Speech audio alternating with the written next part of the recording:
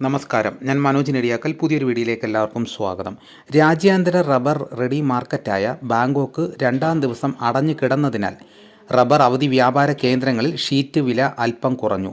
Japan ഒസാക്കയിൽ rubber kilo 390 യെന്നായി താഴ്ന്നു. കൊച്ചിയിൽ 4ാം grade 229 രൂപയിൽ നിന്നും 230 രൂപയായി. 5ാം ഗ്രേഡ് 226 രൂപയിൽ സ്റ്റഡിയാണ്.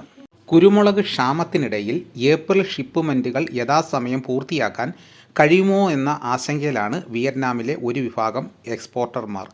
ആഭ്യന്തര വില കിലോ 1,40,000 ഡോങ്ങിലേക്ക് ഉയർത്തിയിട്ടും കയറ്റുമതിക്കാരുടെ കണക്ക് കൂട്ടലിനൊത്ത് ചരക്ക് സംഭരിക്കാനായില്ല.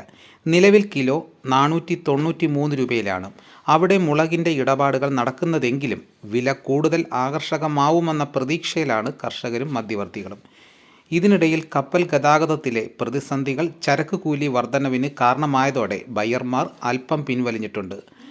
അന്താരാഷ്ട്ര മാർക്കറ്റിൽ മുഖ്യ ഉൽപ്പാദന രാജ്യങ്ങൾ വിലയിൽ കാര്യമായ മാറ്റം വരുത്തിയില്ല. കൊച്ചിയിൽ ഗാർബിൾഡ് കുരുമുളക് കിൻഡലിന് 72,700 രൂപയാണ്. കേരളത്തിലും തമിഴ്നാട്ടിലും കൊപ്ര വില ഉയർന്നെങ്കിലും വിഷുവിൻ്റെ ആവേശം വെളിച്ചെണ്ണ വിപണി ദൃശ്യമായില്ല. കാങ്കയത്തും കൊച്ചിയിലും എണ്ണവില സ്റ്റഡിയാണ്. എന്നാൽ കൊപ്രയുടെ ലഭ്യത കുറവ് ഭയന്ന് ഒരു വിഭാഗം മില്ലുകാർ നിരക്കുയർത്തി ചരക്കെടുത്തു. വിപണിയുടെ ചലനങ്ങൾ കണക്കിലെടുത്താൽ വാരാന്ത്യത്തോടെ വെളിച്ചെണ്ണയും മികവിന് ശ്രമിക്കാം. കൊച്ചിയിലും തമിഴ്നാട്ടിലും കൊപ്രയ്ക്കിന്ന് 100 രൂപ വർദ്ധിച്ച സാഹചര്യത്തിൽ പൊള്ളാച്ചി, പഴനി, കോയമ്പത്തൂർ മേഖലകളിൽ പച്ചത്തേങ്ങ വില കരുത്ത് നേടാൻ ഇടയുണ്ട്. അപ്പോൾ ഇതാണ് ഇന്നത്തെ വിപണി വിശേഷങ്ങൾ. ഇതോടുകൂടി വീഡിയോയുടെ പൂർണ്ണമാകുന്നു. എല്ലാവരും ഒന്ന് ലൈക്ക് സപ്പോർട്ട് ചെയ്യണം. ആദ്യമായിട്ടാണ് ഈ ചാനൽ കാണുന്നതെങ്കിൽ സബ്സ്ക്രൈബ് ചെയ്യാൻ മറക്കരുത്. നിങ്ങളുടെ അഭിപ്രായങ്ങൾ കമൻറ്റായിട്ട് രേഖപ്പെടുത്തണം. ഈ വീഡിയോ എല്ലാവർക്കും ഒന്ന് ഷെയർ ചെയ്ത് കൊടുക്കണം. മറ്റൊരു വീഡിയോയുമായിട്ട് ഉടനെ എത്താം. എല്ലാവർക്കും